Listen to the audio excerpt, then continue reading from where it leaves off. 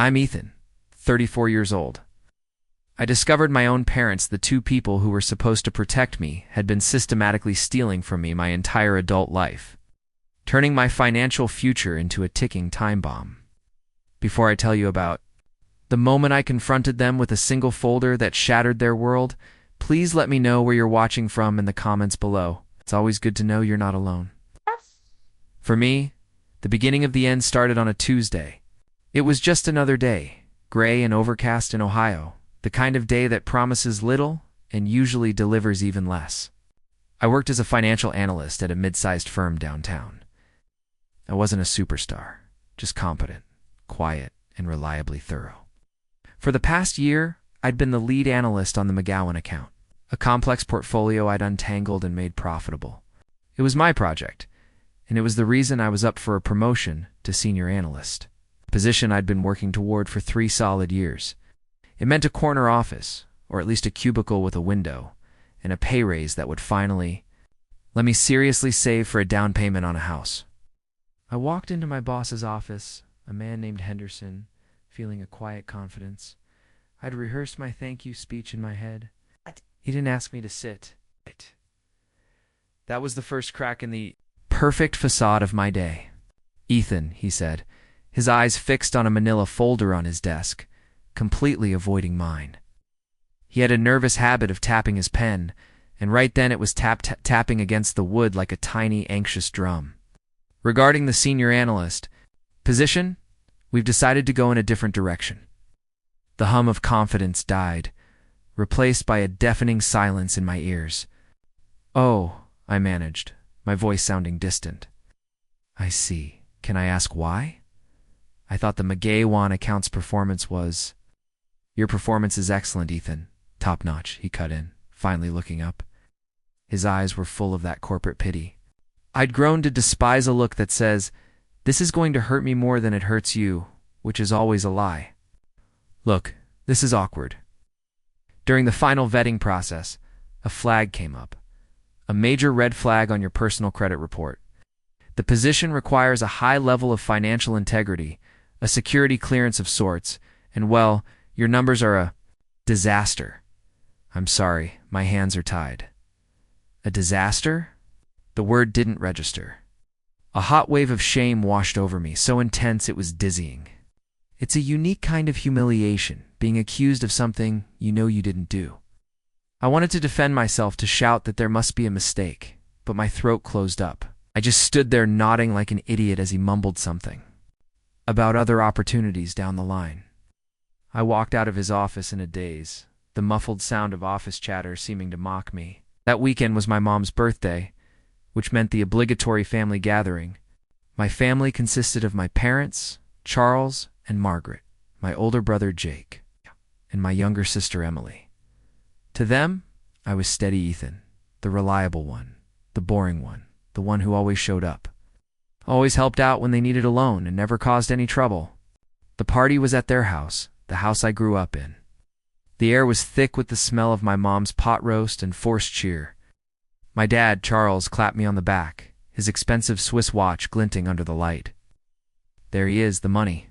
"Man," he boomed, his voice a little too loud. Jake, who was 38 and lived a life funded by what he called parental investments, smirked at me from his throne on the couch. "Heard you got passed over for the big promotion, bro? Tough break." "Maybe. You should learn to take more risks like me." My sister Emily, ever the diplomat, gave me a hug that felt more like a brief pat. "Don't listen to him, Ethan," she whispered. "We're all so proud of you for trying." I just smiled. It was the armor I'd learned to wear. Later, I went to the kitchen to get a beer. The door was slightly ajar, and I heard my parents' voices. They were talking with my Uncle George, my dad's older, quieter brother. I paused, not meaning to eavesdrop, but then I heard my name, and I froze. "He was so disappointed about not getting that promotion," my mom, Margaret, said with a sigh that was pure theater. "He just doesn't have that killer instinct, I suppose." Then my dad laughed. It was a low, rumbling sound, full of liquor and a casual cruelty that chilled me to the bone. Killer instinct.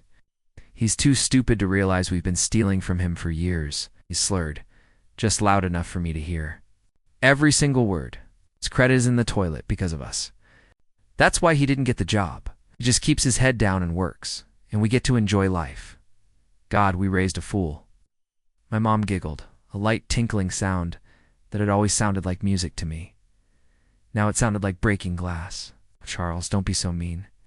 He's a good boy. A good, gullible boy. A trip to Italy last year, all on his dime. And Emily's new car, that wellness retreat she wants to go on next month. Thank you, Ethan. The bottle in my hand felt slick with sweat.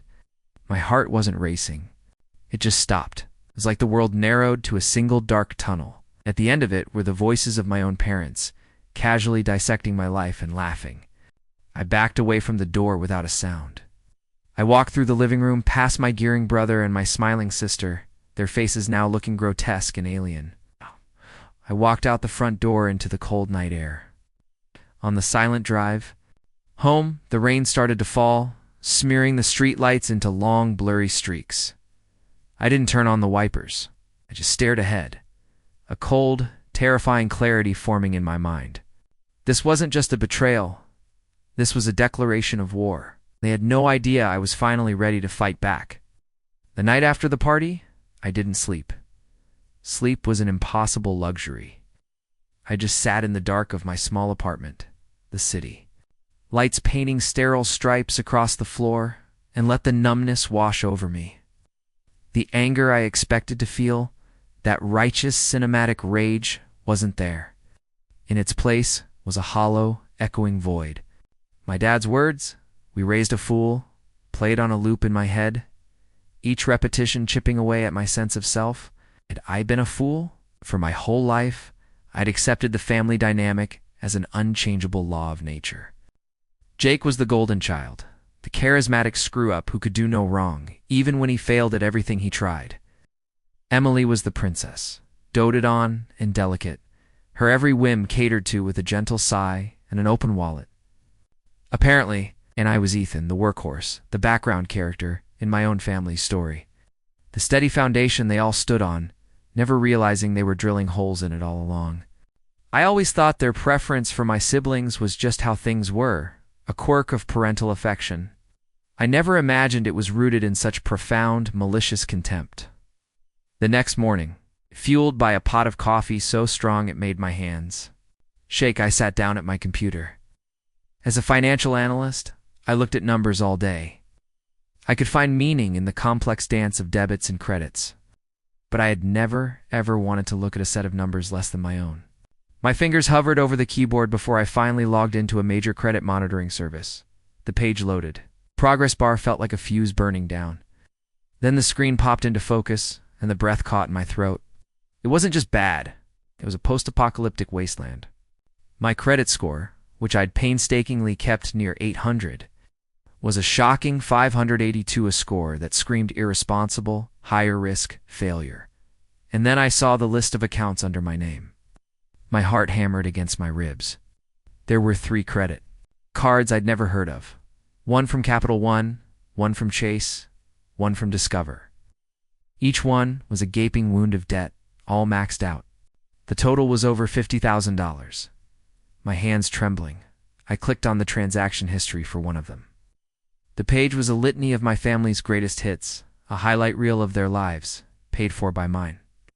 There it was, a $5,000 charge at the Seaside Villas resort in Florida from last winter.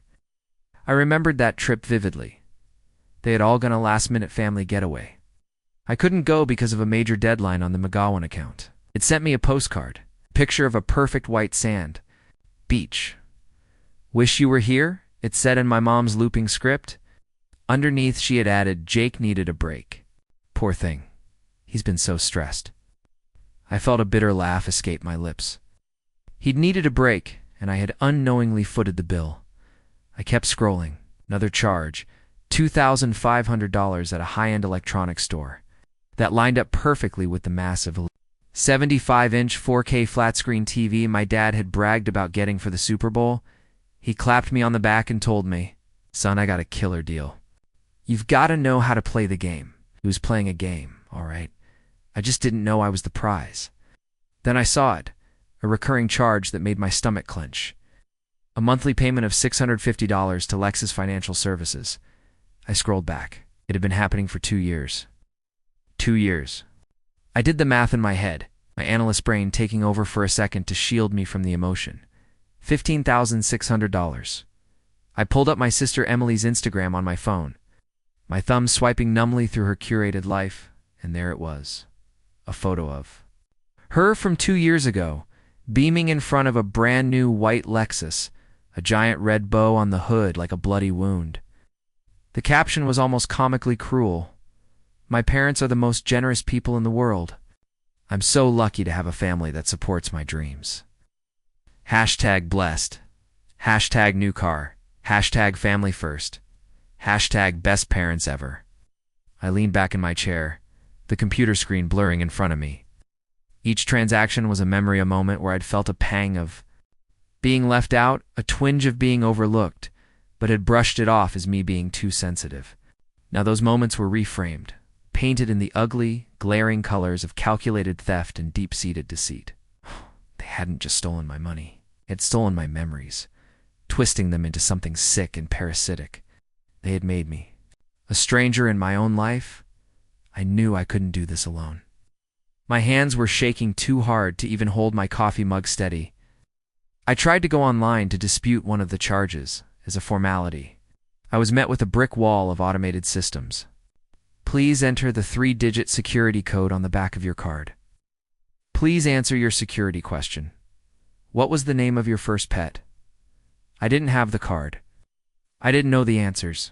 I was locked out of my own fraudulent life. I picked up my phone and called the only person I knew I could trust completely. My best friend, Daryl.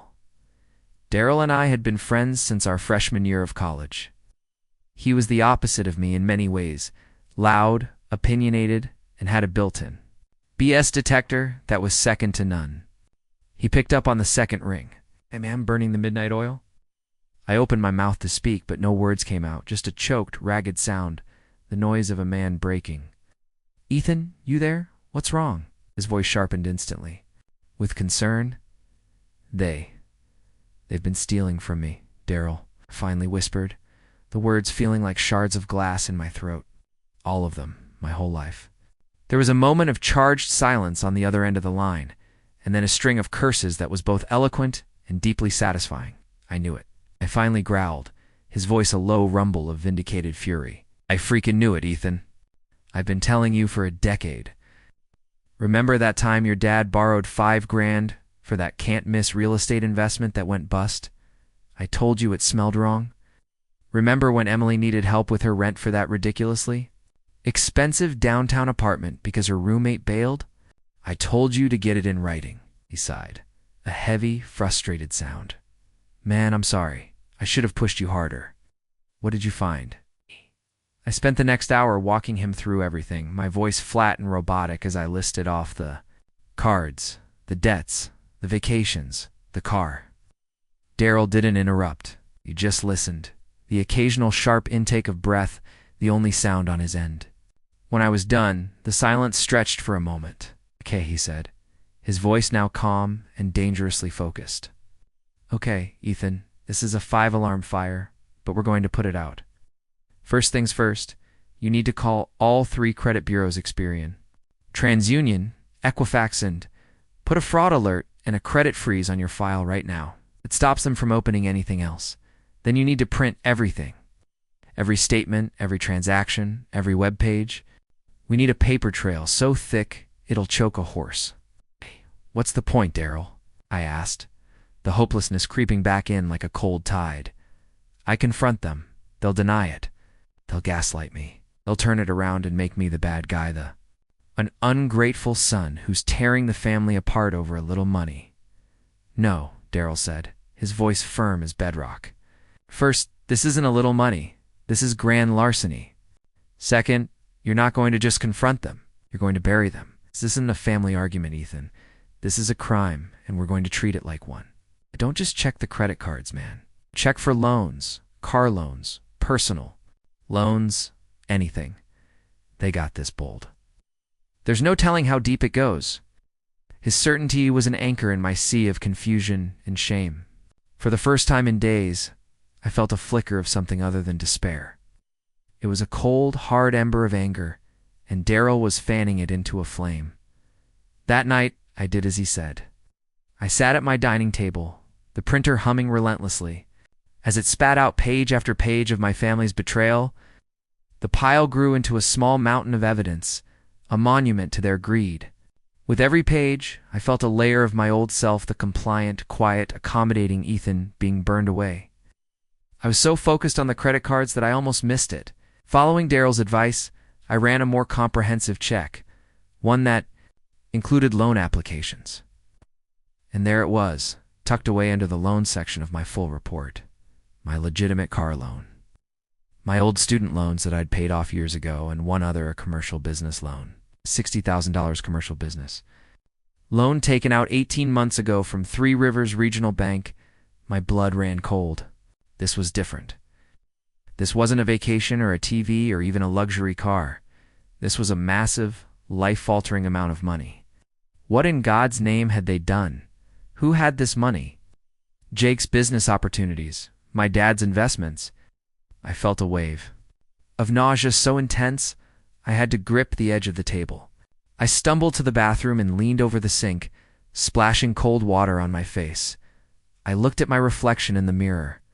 The face staring back was pale and drawn, the eyes wide with a new, more primal kind of fear. This wasn't just about being a fool anymore. This was about being utterly and completely ruined. My name was tied to a failing business I knew nothing about. I went back to the table and stared at the name of the bank, Three Rivers Regional Bank. I had to know everything. I picked up the phone. I knew I needed help, but not just from Daryl. I needed someone who understood the system. Someone who could look at this labyrinthian mess and see the patterns, see the intent. My mind landed on a name, Karen Preston. Not the same Preston as the lawyer Daryl would later recommend, just a coincidence. She was a senior analyst, the analyst who got the position I was supposed to get. But she was more than that. She was a forensic accounting genius. Her nickname in the office was the Wolf, because she could sniff out financial rot from a mile away. Getting her involved was a huge risk. It was personal, messy, and deeply unprofessional.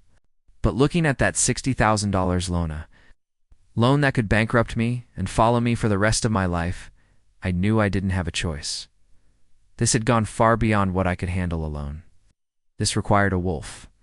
The next morning, I walked into the office with a knot of dread twisted so tightly in my stomach it felt like a physical object. Approaching Karen felt like preparing to jump off a cliff without knowing if there was water below. She was a professional acquaintance, not a friend. We exchanged polite, sterile greetings at the coffee machine and sat in the same departmental meetings, but that was the extent of our relationship.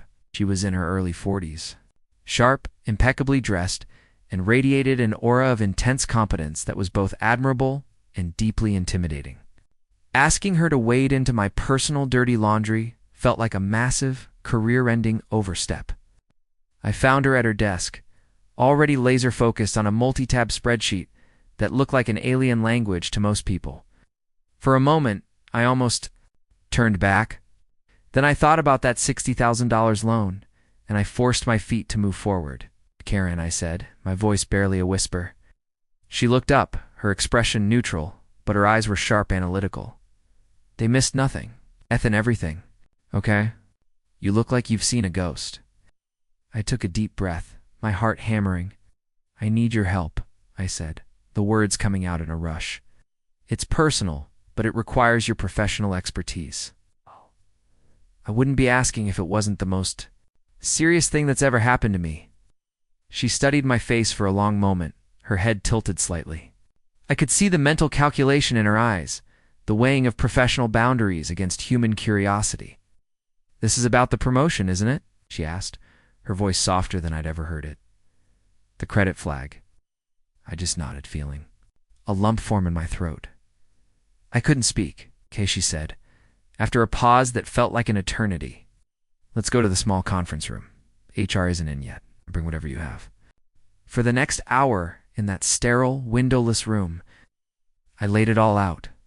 The credit reports, the bank statements, the shocking discovery of the business loan. I didn't get emotional. I channeled my analyst persona, presenting the data points, the timelines, the figures. I was a man describing a plane crash he had somehow survived. Karen listened intently, her eyes scanning the pages with incredible speed.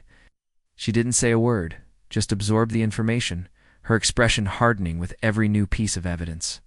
When I was finished, she leaned back in her chair and let out a low, slow whistle.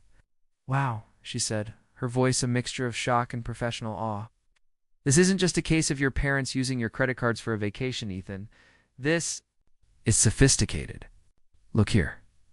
She pulled one of the statements closer and pointed to a series of transactions.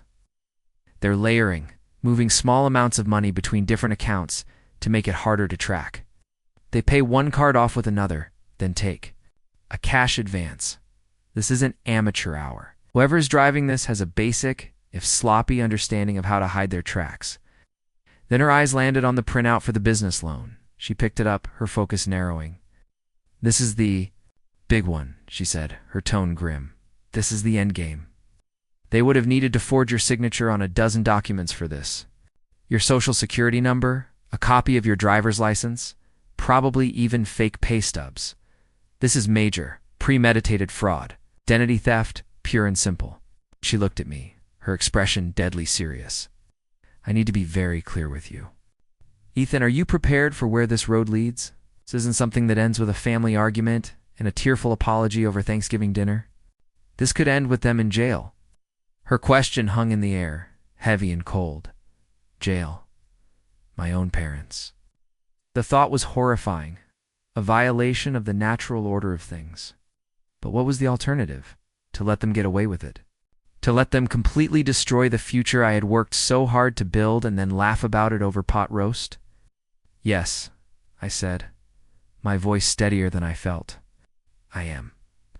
A look of respect, even admiration, flickered in Karen's eyes. "All right," she said, a new energy in her voice. "I'm in. Give me a couple of days. I have a friend who is a VP of risk management at Three Rivers Regional. I'll make a quiet inquiry, analyst to analyst. No official alarms, just a professional courtesy call to see what I can find out about this loan. In the meantime," she said, her expression turning stern, "you need a lawyer, not a family friend who handles wills and real estate. You need a shark, a litigator who eats people like your family for breakfast." A shark. The word felt foreign and aggressive, but I knew she was right. I wasn't the same person I was a week ago. The old Ethan would have wanted a mediator. The new Ethan wanted a weapon. That evening, I met Daryl at a quiet, dark bar, the kind of place where you could have a serious conversation without being overheard. I told him everything that had happened with Karen. "A shark," Daryl repeated, nodding in grim approval. "She's 100% right. You can't go into a gunfight with a puppy." I actually know a guy, Tom Preston. He handled my uncle's messy business divorce a few years back. The other guy tried to hide assets, play dirty. Tom didn't just win the case. The other guy sanctioned by the court for perjury. He's brutal, but he's the best. Daryl made the call right then and there, and I had a consultation with Tom Preston the next afternoon. Tom's office was on the 40th floor of the tallest building downtown, a cathedral of glass and steel and minimalist black leather furniture. It was a space designed to communicate power and intimidate opposition.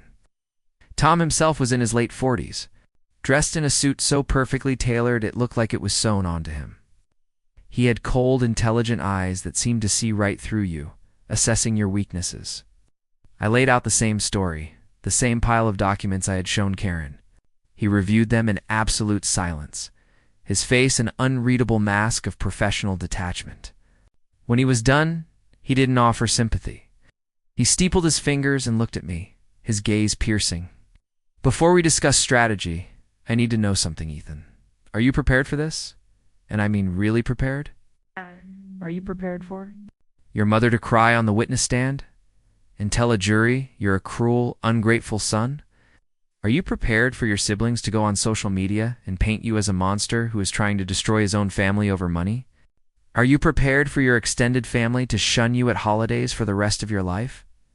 because all of that will happen. I've seen it 100 times. He was testing me, was trying to see if I would flinch. I thought of Henderson's pitying eyes, Jake's smirk, my mother's giggle. Yes, I said, I am. He nodded, a flicker of approval in his cold eyes. Good, because sentiment is a liability in these situations. Now, your colleague Karen is correct. This is a clear case of felony-level fraud. Right. We could go to the police. Right now, an investigation would be launched. Arrests would likely be made. But a criminal case is out of our hands. It's messy, unpredictable, and the outcome is up to a DA who has 100 other cases. He leaned forward. One proposed a different strategy, a more controlled demolition. We operate from a position of absolute strength. We'll use the threat of a criminal case as leverage to win a civil one. First, we prepare a comprehensive civil complaint. We detail every fraudulent charge, every forged document. Then, we prepare an ironclad pre-litigation settlement offer. What does that mean? I asked. It means, Tom said, a faint predatory smile touching his lips, that we package this mountain of evidence into an airtight case. We prepare the lawsuit down to the last detail, and then you present them with an ultimatum. They either agree to our terms of full signed confession, a legally binding repayment plan that will be financially crippling for them, and a permanent no-contact order. We file the lawsuit and the criminal complaint the next morning, and they can explain their actions to a judge and the police. The strategy was brilliant. It was aggressive, clean, and it put the power squarely and terrifyingly in my hands. It wasn't about sending them to prison, not primarily. It was about justice. It was about getting my life back and ensuring they could never touch it again. Okay, I said, my voice firm. Let's do that. What's the retainer? He named a figure that made me inwardly wince, but I just nodded. Justice, I was learning, was expensive. Good, Tom said. Now this file is strong, but it could be stronger. Financial documents are one thing. A human witness is another. Corroboration is key. Is there anyone who can place them? In their own words admitting to this, my mind flashed back to the party, the smell of pot roast, my mother's tinkling laugh, my dad's drunken, arrogant boast, and the other person in the room, the silent witness. Yes, I said, my heart starting to pound with a new tactical rhythm. There's one person. My uncle George. Tom nodded slowly, the predatory smile returning for a moment. Then that's your next assignment. Go and talk to him. Don't be aggressive. Don't threaten. Just tell him your story and appeal to whatever conscience he has left. His testimony could be the final nail in their coffin. As I left Tom's office and stepped out into the afternoon sun, the city sprawling beneath me, I felt a strange sense of calm. For weeks I had been drowning in a sea of betrayal and confusion. Now I had a plan. I had allies. I had an arsenal. The next step was perhaps the hardest one yet. I had to confront a member of my own family and ask him to help me burn the rest of it to the ground. The drive to my Uncle George's house was the longest 45 minutes of my life. The route was familiar, but everything felt different, seen through a new, cynical lens. He lived in a quiet, sleepy suburb on the other side of town, in a small brick ranch house identical to all the others on his street. He was a retired accountant, a widower, a man who had built his life around the comforting certainty of numbers and the quiet order of a well-tended garden. What I was about to ask him to do would shatter that order, dragging him into the chaotic, messy world of family warfare. He seemed genuinely surprised to see me when he opened the door, a copy of the local newspaper in his hand. "Ethan, what a surprise. What brings you all the way out here?" he asked, a little flustered, as if my unexpected presence was a disruption to his carefully managed routine. "Can I come in, Uncle George? I need to talk to you about something important." He led me into his living room. It's a time capsule from the 1980s. We sat on a floral-patterned sofa covered in thick protective plastic that crinkled loudly every time I moved. The air smelled of old paper, peppermint, and the faint dusty scent of a house lived in alone for too long. For a few excruciating minutes, we made small talk about the weather, about the progress of his tomato plants. I could feel him studying me, sensing that this wasn't just a casual visit. Finally, I couldn't take the pretense anymore. Uncle George, I began, my voice quiet but firm. I was at Mom's birthday party last weekend. I was in the hallway when you were talking with her and Dad in the kitchen. The polite, grandfatherly smile vanished from his face. The color drained from his cheeks, leaving his skin looking papery and thin. He wouldn't meet my eyes, choosing instead to stare intently at a dust bunny in the corner, as if it were the most fascinating thing in the world. I don't recall, he mumbled, his voice suddenly weak. Just family chatter, you know? Please, I said, leaning forward, the plastic crinkling under me like a scream. My voice wasn't angry. It was just tired, worn down to the nub. Please don't lie to me. I heard what he said, what you both said about my credit, about taking my money, about me being a fool. George just sat there, his hands twisting in his lap, the knuckles white. He'd been drinking, Ethan. You know how your father gets when. He's had a few bourbons, he boasts. He says stupid things he doesn't mean. It wasn't stupid, and it wasn't a lie, I said, my voice hardening. I pulled a single folded piece of paper from my jacket pocket. It was the summary of the $60,000 fraudulent business loan Karen had helped me uncover. I didn't hand it to him. I just slid it across the glass coffee table. The black ink stood out, stark and accusatory. This is a $60,000 loan they took out in my name from Three Rivers Regional Bank. This is just one piece of the puzzle. They've destroyed my credit. They cost me my promotion. I've been doing this for years, and you know it. He stared at the paper, his hands trembling so badly he had to clasp them together. He looked like a cornered animal. What do you want from me, Ethan? He whispered, his voice cracking. I want you to tell the truth, I said simply. That's all.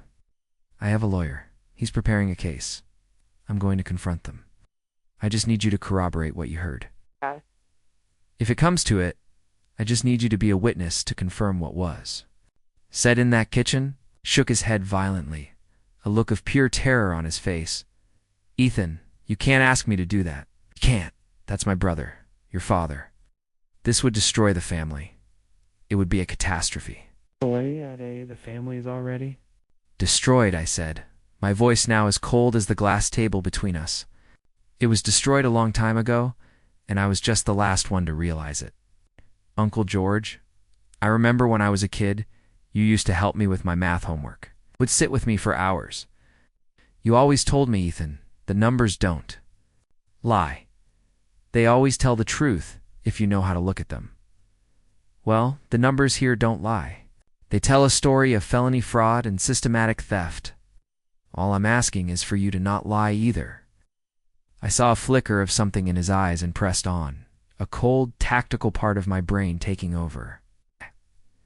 I remember a few years ago you had some business troubles of your own. Your consulting firm almost went under. Dad said he helped you out, gave you a substantial loan to stay afloat. Did you ever wonder where that money came from? A man on a modest salary with a wife who loves luxury that hit him. It was a calculated blow, and it landed perfectly. He flinched as if I'd slapped him. The thought had clearly crossed his mind before a dark suspicion he buried deep down out of a sense of familial loyalty or willful ignorance. He looked at me, and for the first time I saw not just fear in his eyes, but a deep, profound, and corrosive shame. He had been a beneficiary of my stolen future. He was silent for a full, agonizing minute. The only sound was the ticking of a grandfather clock in the hall. If your lawyer calls me, he said finally, his voice barely audible, his eyes fixed on the floor, I will tell him what I heard. I won't lie. It was all I needed. I stood up. Thank you, I said, the words feeling inadequate.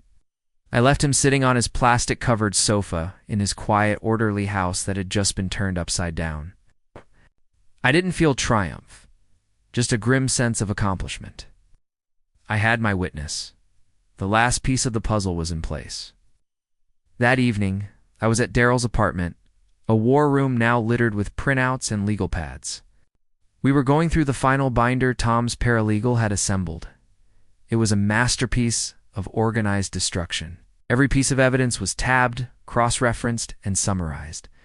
There was a financial breakdown by Karen that was as elegant as it was damning, a legal summary by Tom that outlined the potential criminal charges, and a draft of the ultimatum. It was thick, heavy, and felt like it weighed 100 pounds. "It's a work of art," Daryl said, whistling as he flipped through. A section detailing Jake's spending habits, cross-referenced with my credit card statements. A beautiful, terrifying work of art. As we were organizing the last pages, my phone buzzed. It was a text from Emily. My stomach clenched. "Hey, Ethan," the message read. "Mom said you seemed a little distant at the party. We're all so worried. About you? I hope everything is okay. Please don't shut us out. We're family." I read the message out loud to Daryl. It was a classic move from their playbook, preemptive love bombing, playing the victim. It was designed to make me feel guilty, to make me question my own reality. For a second, a tiny, conditioned part of my brain flickered with doubt. Was I being too harsh? Was I blowing this out of proportion? Daryl saw the look on my face. "Don't," he said firmly. "Don't you dare fall for that. That's not concern. That's a spider checking its web. She's laying the groundwork for whatever they're planning to ask you for next." He was right. I deleted the text. Just then, my phone rang. The caller ID read, "Mom." My heart hammered. I looked at Daryl. He just nodded. "Put it on speaker." I answered, my voice carefully neutral. "Hello, Ethan. Honey, how are you?" Her voice was syrupy sweet, the voice she always used when she was about to ask for a favor. "I'm fine, Mom. What's up?" "Oh, nothing much. I was just talking with your father and we were thinking, it's been too long since we all got together properly. We were planning on stopping by this weekend, maybe Sunday afternoon, and we'll bring Jake and Emily along. We just have something we want to talk to you about, a little family matter that's come up." I could almost hear the unspoken words. "Little family matter that requires your wallet?" The dramatic irony was so thick I could barely breathe. Here I was, holding a binder that detailed their years of criminal activity, and they were calling to set up their next shakedown. "Sure, Mom," I said, my voice cold and even as stone. "Sunday afternoon sounds fine. I'll be here. Wonderful. It will be so good to see you, sweetie. Love you." She hung up. I stared at the phone, my hand clenched into a white-knuckled fist. Daryl looked at me, his eyes wide with a kind of odd disbelief. "They're walking right into it," he whispered. "They have absolutely no idea." "No," I said, placing the final damning page into the binder and closing it with a definitive, heavy thud. "They don't. The trap was set. The bait was taken. All I had to do now was wait for the storm to break." Sunday arrived with a cold gray sky that perfectly matched the ice in my veins. I spent the morning cleaning my apartment with a kind of manic, focused energy. Scrubbing surfaces that were already clean, organizing things that were already in order. It was a way to keep my hands busy, to stop my mind from spinning out of control. The binder sat on my coffee table, thick and black, an ominous monolith in the center of the room. Daryl had offered to be there, to be a silent presence in the corner. But I told him no. This was a battle I had to fight alone. This was the final, painful severing of a cord, and it had to be just me and them. At precisely 2 p.m., the doorbell rang. I took one last deep breath, my heart a steady, heavy drum against my ribs. I walked to the door and opened it. My parents, Charles and Margaret, stood there beaming, dressed in their Sunday best. "Ethan, honey," my mom said, stepping in to give me a hug that felt like being wrapped in ice. Her perfume was cloying. My dad clapped me on the shoulder, his grip a little too hard, a gesture meant to convey fatherly affection, but that only felt like an assertion of ownership. "Good to see you, son. My place is looking neat." They settled onto my couch as if they owned it, my dad immediately picking up a coaster and inspecting it for dust. A few minutes later, the doorbell rang again. This time it was Jake and Emily. Jake sauntered in, a phone pressed to his ear. Finishing up some important call, gave my apartment a dismissive, sweeping look before plopping into my best armchair. Emily gave me a quick, airy hug that smelled of expensive perfume and entitlement. The whole happy family assembled for the slaughter. They started with small talk, asking about work. It was a masterclass in passive aggression. "So Ethan, still crunching those numbers?" my dad asked, a condescending smile on his face. "It's good you have a steady job," my mom added, "something you can rely on." "Yeah," Some of us have to create our own opportunities. Jake chimed in, finally off his phone. It's a lot of pressure you wouldn't understand. I gave them short, non-committal answers, letting them spin their web. My dad finally cleared his throat, taking on the air of a CEO about to address his board. Son, he began, his tone now serious and patronizing. Your mother and I, and your siblings, we've run into a bit of a cash flow problem. Nothing serious, you understand? Just a temporary setback with an investment. A deal that was a sure thing turned out to be not so sure. My mom jumped in, her face a mask of worried sincerity, her hand fluttering to her chest. And your brother Jake? He has this wonderful new business opportunity. A real game changer in the tech space, but he needs some seed money to get it off the ground. He's so brilliant, Ethan, but the banks just don't see his vision. And my landlord is raising the rent, Emily added, her voice a plaintive whine. It's just criminal what they're charging these days for a one-bedroom. I might have to move back home.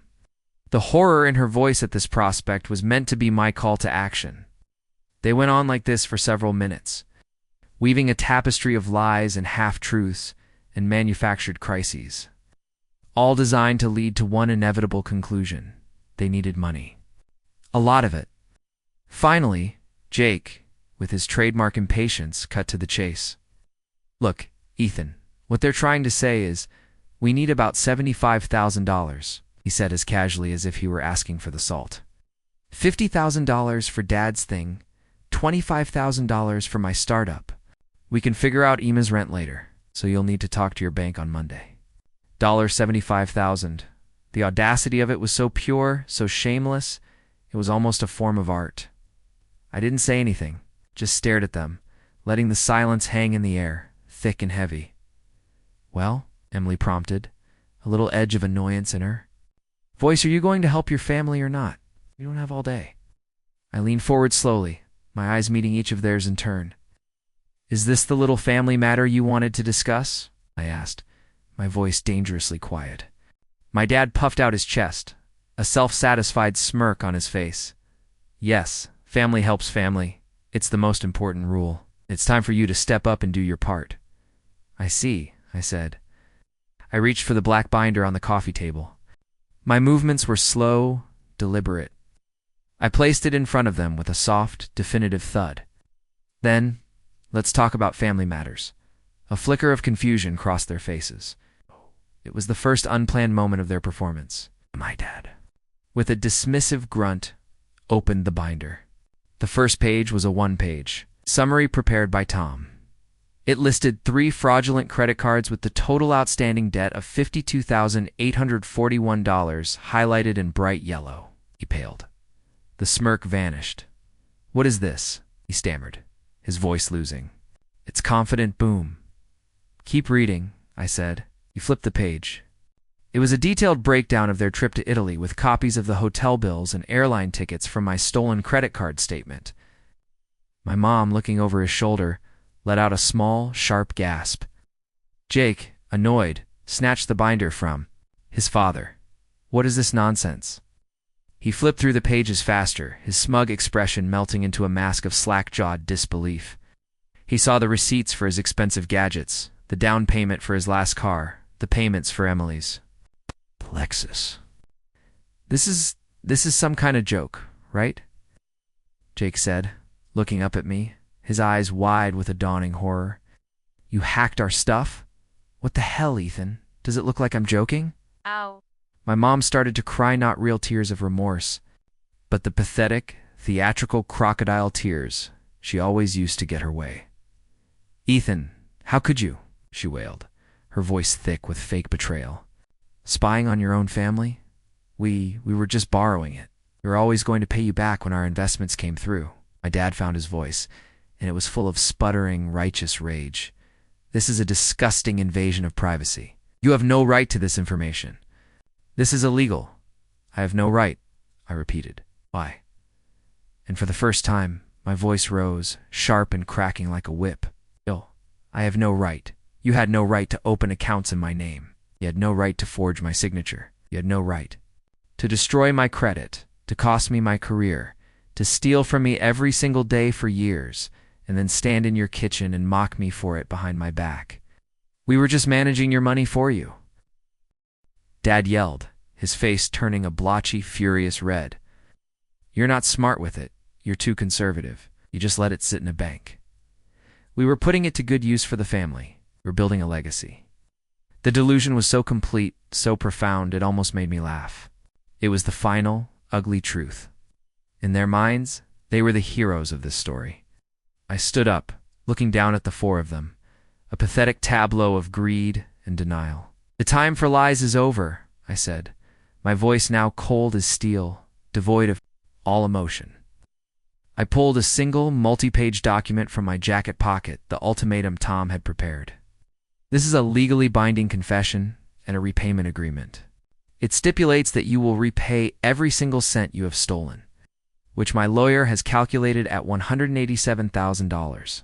That includes the $60,000 business loan you took out by forging my signature at Three Rivers Bank." I let that last part sink in. Emily let out a small sob, her hands flying to her mouth. Jake looked like he was going to be sick. "You have 24 hours to sign it," I continued, placing the document on top of the open binder. "If you do, this remains a civil matter between us. We go our separate ways, and you spend the rest of your lives paying me back. If you don't, then tomorrow morning at 9 a.m. my lawyer, Tom Preston, will file a criminal lawsuit against all of you for multiple counts of felony fraud, wire fraud, and aggravated identity theft. All the evidence in that binder, and much more that you haven't seen, will be turned over to the district attorney's office." I paused, letting them absorb the weight of those words. Then I delivered the killing blow. And my first witness, who will be subpoenaed to testify under oath, will be Uncle George.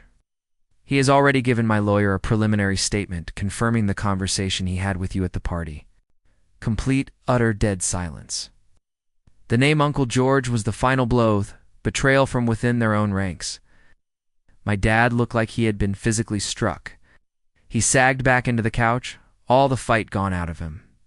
My mom stopped, crying, and just stared, her mouth hanging open in a silent scream. Jake and Emily looked at each other in pure, unadulterated panic. The masks were gone.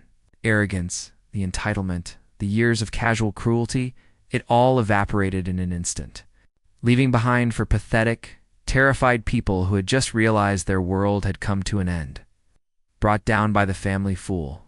"Get out," I said, my voice low and final. "Get out of my house."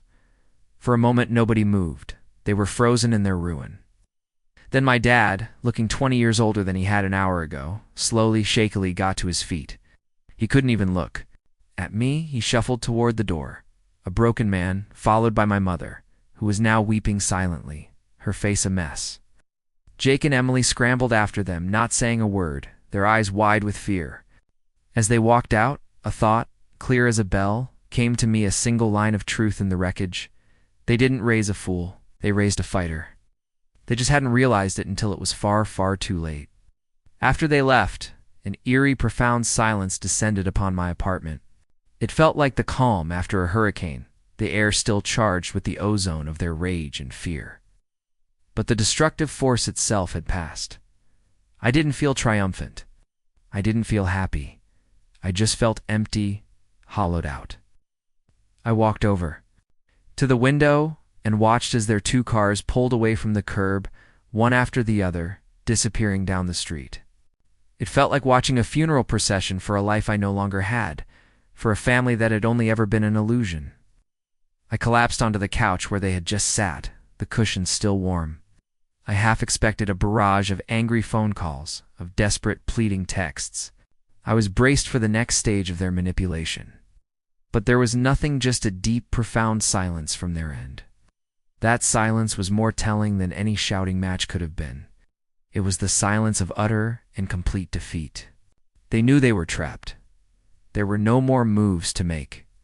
The next morning, a professional courier, a man in a crisp uniform, arrived at my door. He handed me a large, stiff envelope from Tom Preston's office. My hands were steady as I signed. For it, inside was the ultimatum document. I pulled it out and spread it on my dining table, and there they were. 4 signatures scrawled at the bottom of the last page. They were shaky, almost illegible, the signatures of people signing away their power, their future, their pride. They had folded. I read through the terms again, this time as a binding contract. They were legally obligated to begin repaying the debt immediately. The agreement stipulated the forced sale of several major assets within 90 days. My dad's prized fishing boat, collection of my mom's expensive jewelry that she paraded at social events, and Jake's convertible. The house was next on the list if they failed to meet the initial payment schedule. The payment plan itself was aggressive and would stretch on for the better part of a decade, a constant monthly reminder of their downfall. And the final clause, the one that I cared about most, was the strict no-contact order. They were legally forbidden from contacting me in any way, shape, or form. No calls, no texts, no emails, no showing up at my door. A clean break, enforced by the threat of immediate legal action. The weeks that followed were strange and disorienting. I went to work. I came home. I saw Daryl. On the surface, life went on. But there was a massive hole where my family used. To be, it was a toxic, cancerous hole. But it had been a part of my identity for so long that its absence was a physical presence, a phantom limb that still ached. One afternoon I got a call from Tom. "Ethan," he said, his voice as professional as ever, but with a hint of satisfaction. "Just thought you'd like to know. Your family came into the office today to sign the final transfer documents for the sale of the assets. They didn't look happy." He paused. "Your father tried to negotiate." "I told him the time for negotiation was over," your mother cried. Brother looked like he wanted to punch a wall. It was all very textbook. Hearing it described by a detached third party made it real in a new way. It wasn't just my pain, my drama. It was a legal proceeding, a consequence of actions. Justice, cold and impersonal. A few weeks after that, I was driving through a part of town. I usually avoided a stretch of strip malls and fast food joints. I was stopped at a red light when I saw him. It was my brother Jake. He was wearing the bright green polo shirt and slightly too big khaki pants of a national pizza delivery chain. He was getting out of a beat-up 20-year-old Toyota Tercel. It's the kind of car he used to mock without a second thought. He was holding a stack of pizza boxes. And he had a look on his face I'd never seen before. Not arrogance. Not anger. But a dull, tired resignation. The look of a man who has finally realized the world does not owe him a living. Our eyes met. For a fraction of a second across the intersection. There was a flicker of recognition in his eyes, then a hot flash of shame. He quickly looked down at the ground, adjusted his branded cap to hide his face, and hurried into an apartment building. The light turned green. I drove away. I didn't honk. I didn't smile. I expected to feel a surge of satisfaction, a jolt of vengeful glee, a sense of serves you right, but I didn't. I just felt a profound, aching sadness. This wasn't a game. This was a tragedy. There were no real winners here, only varying degrees of loss. The final public consequence for my parents became clear about a month later. I heard it through the grapevine, a call from a well-meaning cousin who didn't know the whole story. It's just the sanitized version they were surely telling people. "Did you hear about your parents? They're selling the house?" I said. "The market is just too good to pass up, and they want to downsize and travel." I went online to a real estate site, and there it was. The house I grew up in, the place where so many fake memories had been made, listed for sale. I clicked through the photos. Seeing the empty rooms, the sterile staging, they were dismantling their entire life because of their own greed. That night, I sat down and did something I had been putting off for far too long. I went through my phone, and one by one, I deleted their contact information. Mom, Dad, Jake, Emily. As each name vanished from my screen, I felt a physical weight lift from my shoulders. It wasn't an act of anger anymore. It was an act of liberation. It was me finally choosing my own peace over their history, choosing my future. Over their poison. The thick black binder of evidence was still on my bookshelf, a dark monument to the worst year of my life. I took it down, walked it out to the large dumpster behind my apartment building, and without ceremony, I dropped it inside. It landed. with a soft, final thud, the same sound it had made on my coffee table during the confrontation. But this time it wasn't a threat. It was a sound of closure. I was no longer defined by their betrayal. I was starting to be defined by my own strength, my own survival. The quiet victory wasn't in watching them fall, it was in realizing I had the strength to stand on my own. A year can change everything. It sounds like a cliché from a greeting card, but in my case, it was the absolute truth. 12 months after I dropped that binder into the dumpster, my life was almost unrecognizable in the best possible way. The first and biggest change was my location. It turned out that Henderson, my old boss, wasn't completely without a conscience. After the dust settled, he had called me into his office and apologized, admitting he felt he'd handled things poorly.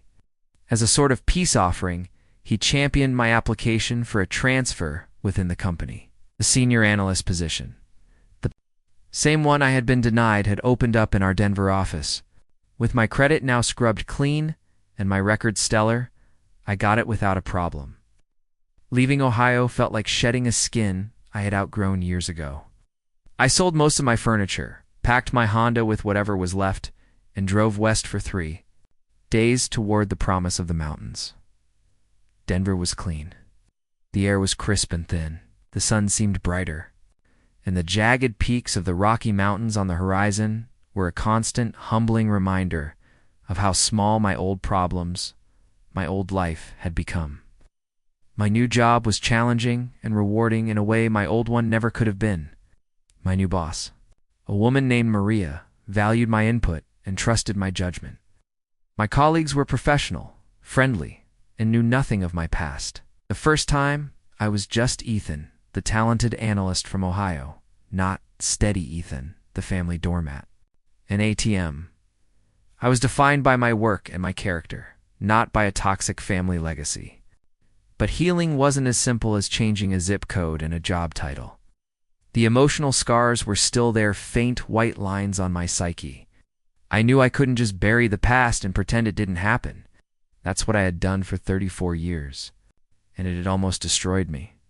So I did something the old Ethan never would have dreamed of doing. I asked for professional help. I found a therapist, a kind, no-nonsense older woman named Dr. Anna Sharma, in her quiet, sunlit office. Week after week, I unpacked 34 years of emotional baggage. It was grueling work. I talked about the constant low-level anxiety of my childhood, the desperate need for an ounce of the approval that was heaped so effortlessly on Jake and Emily. I talked about the deep-seated fear that I was, in fact, the fool they thought I was, that their contempt for me was somehow justified.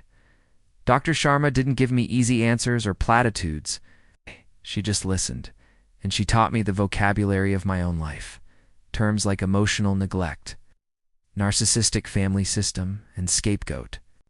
She helped me understand that their actions were a reflection of their own brokenness, their own emptiness, not a measure of my worth. You spent your life trying to be good enough for people who are incapable of seeing your value, she told me in one session. The tragedy is not that they didn't see it. The tragedy is that you didn't see it either. It was a slow, painful process of rebuilding myself from the ground up. Some days were harder than others. Some days I'd be hit by a sudden, overwhelming wave of grief for the family I wished I'd had, the parents I deserved. But slowly, gradually, the weight began to lift. I was learning to set boundaries, not just with others, but with my own negative thoughts. About 6 months after I moved to Denver, I received the first official repayment check, forwarded from Tom's office in a crisp legal envelope. It was for a substantial amount of money. I looked at it for a long time at my father's shaky, defeated signature on the memo line. The old me, the Ethan who was driven by hurt and anger, would have put it straight into savings, hoarding it as a symbol of my victory, a tangible piece of my pound of flesh. Instead, I walked from my office during my lunch break to a local branch of the Boys and Girls Club, an organization that helps kids in tough situations find a safe place to land. I endorsed the check over to them and handed it to the surprised-looking woman at the front desk. As she handed me the donation receipt, a simple piece of paper, I felt a lightness I hadn't felt in years. It was never about the money. It was about justice. It was about taking back my power. And now that justice had been served, the money was just paper. Using it to do some good in the world, to maybe give a kid the support I never had, felt like the final, definitive act of closing that chapter. Life started to have color and texture again. I started hiking on the weekends, losing myself on trails that snaked through pine forests and up rocky inclines. I joined a climbing gym and found a strange satisfaction in the problem-solving of finding a route up a wall and the feeling of my muscles aching with effort. I found a local coffee shop where the baristas knew my name and my order a small thing, but it felt like putting down roots.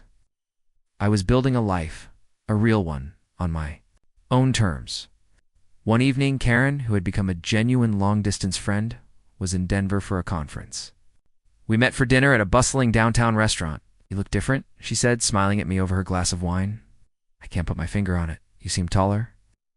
"It's the mountain air," I joked, "but thank you. I feel different, lighter." I looked at her, my gratitude sincere. "Thank you again, Karen, for everything. You were the first person who really saw what was happening and didn't just offer sympathy, but offered a solution. You were the one who had the courage to follow through," she corrected me gently. "Most people don't. By the way, I hope you don't mind. I brought someone along. A friend of mine who just moved here from Chicago about a month ago," I told her. I was meeting the bravest analyst I knew, and she was intrigued. I turned, and Karen was introducing me to a woman named Laura. She had warm, intelligent eyes that crinkled at the corners when she smiled, and a laugh that was genuine and easy. She was a graphic designer, she told me, and had also moved to Denver for a fresh start after a bad breakup and a dead-end job. We started talking, and the conversation flowed with an effortlessness that was completely foreign to me. We talked about hiking, about the trials of navigating a new city, about the mutual pain of being a Chicago Bears fan, about the best places to find green chili. There was no pretense, no agenda. For the first time in as long as I could remember, I was talking to a new person without a shield up, without a part of my brain analyzing their motives, without waiting for the other shoe to drop. It wasn't a thunderbolt moment from a movie. It was something quieter and much more real. It was the simple, profound comfort of a shared connection. When dinner ended, I offered to walk her to her car. "I had a really nice time, Ethan," she said, pausing at her car door. "Me too," I said, and I meant it. "Hey, I was thinking of checking out that coffee shop you mentioned, the one with the ridiculous pastries. Maybe sometime this weekend?" Her smile widened. "I'd like that a lot." It wasn't a promise of a happy ending. It was just a beginning, a normal, healthy, hopeful beginning. And for the first time in my life, I felt truly ready for it. A few weeks later, on a bright, impossibly blue Saturday morning, I was driving up a winding mountain road, the engine of my trusty old Honda straining in the thin air. Laura had told me about a hiking trail that led to a place called St. Mary's Glacier, a vast expanse of perennial snow and ice that lingered even in the heat of the summer. She couldn't make it that weekend, but she'd drawn me a little map on a napkin, complete with a smiley face next to the trailhead. I parked the car and began the hike. Ow. The trail was steep and rocky. I think the air was thin enough that I had to stop a few times to catch my breath, but I felt strong. With every step, with every lungful of pine-scented air, I felt like I was leaving more of the past behind me. The anger, the bitterness, the deep, abiding grief. They were still part of my story. It would always be part of my story, but they no longer defined me. They were chapters in a book, not the book itself. After an hour of steady climbing, I emerged from the dense tree line, and the view quite literally took my breath away. A stunning turquoise alpine lake reflected the deep blue of the sky with impossible clarity. And beyond it, the glacier stretched up the mountainside, a brilliant, blinding white under the morning sun. It was pristine, silent, and ancient. Found a large, sun-warmed granite rock and sat down. Looking out at the immense, quiet landscape, I thought about my family. I pictured their faces, not with the sharp anger of the confrontation, but with a kind of detached, clinical sadness. I saw my father, a man so hollow inside, he had to fill himself with stolen money and false pride. I saw my mother, a woman so terrified of not having enough that she sacrificed her own son's future. I saw my brother and sister, 2 grown children, who had never learned to stand on their own 2 feet and had instead chosen to stand on mine until I finally walked away. The biggest realization came to me then, sitting on that rock under the vast Colorado sky. The whole ordeal, as traumatic and painful as it was, had been a crucible. It had burned away the weak, compliant, frightened parts of me and forged something stronger in their place. It had forced me to finally do something I'd never done before, to look at my own life, my own future, and decide that it was worth fighting for. It had forced me to look in the mirror and decide what I was worth. The answer was more. I was worth more than being a human ATM. I was worth more than their casual contempt. I was worth more than their conditional, transactional version of love. I realized the final person I needed to forgive wasn't them. Forgiving them felt impossible, and maybe unnecessary. The person I needed to forgive was me. I needed to forgive myself for not seeing it sooner, for accepting their scraps of affection as if it were a feast, for believing, in some small, wounded part of my heart, that their treatment of me was all I deserved. For being the fool they thought I was for far too long. A real smile touched my lips, not the tight, polite, defensive one I used to wear for years, but a genuine, easy smile that reached my eyes. I had lost the family I was born into, the one that was supposed to be my anchor. But in the process I had found myself.